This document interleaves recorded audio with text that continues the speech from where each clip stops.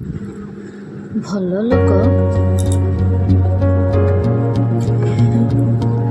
କେମିତି ଜାଣିବେ?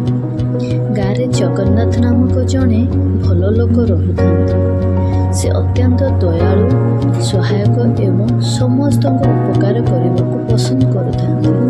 ଗାଁର ଲୋକେ ସେଠି ବାସି ଅବସ୍ଥାରେ ତାଙ୍କୁ ବହୁତ ସମ୍ମାନ କରୁଥିଲେ। ଏକ ଦିନ ଗାଁକୁ ଏକ ଅନ୍ୟ ଅଞ୍ଚଳରୁ ଦୁଷ୍ଟ ବ୍ୟକ୍ତି ଆସିଲା। ସେ ଲୋକମାନଙ୍କୁ ନିଷ୍ଠୁରତାର ସୁଯୋଗ ନେଇ ଠକେଇ କରିବାର ଚେଷ୍ଟା କରିବାକୁ ଲାଗିଲା। ଏହା ଦେଖି ଜଗନ୍ନାଥ ସେ ବ୍ୟକ୍ତିଙ୍କୁ ସୁଧୁରିବା ପାଇଁ ଏକ ଯୁକ୍ତି ଖୋଜିଲେ। ଜଗନ୍ନାଥ ସେ ବ୍ୟକ୍ତିଙ୍କୁ ନିଜ ଘରେ ଆମନ୍ତ୍ରଣ କରିଲେ ଏବଂ ତାଠାରେ ଅତ୍ୟନ୍ତ ଆଦର ସହିତ ରଖିଲେ। ଏକ ରାତିରେ ଯେତେବେଳେ ସେ ବ୍ୟକ୍ତି ଜଗନ୍ନାଥଙ୍କ ଅଳମୁଡ଼ି ଭାଙ୍ଗି ଟଙ୍କା ଚୋରି କରିବାକୁ ଯାଉଥିଲେ, ସେ ହଠାତ୍ ଜଗନ୍ନାଥଙ୍କ କଥା ମନେ ପକାଇଲେ।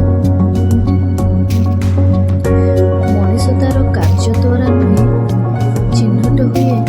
ଭଲ ମଣିଷ ସବୁବେଳେ ସତ୍ୟ ପଥରେ ଚାଲେ। ଏହି କଥା ଶୁଣି ଏବଂ ଜଗନ୍ନାଥ ଦୟା ଉଦାରତା ଦେଖି ସେ ବ୍ୟକ୍ତି ଲଜ୍ଜିତ ହେଲେ। ସେ ଆପଣ ଆଜି ଜଗନ୍ନାଥଙ୍କୁ ସମସ୍ତ କାହାଣୀ କହିଲେ ଏବଂ ମାଫି ମଧ୍ୟ ମାଗିଲେ। ଜଗନ୍ନାଥ ତାକୁ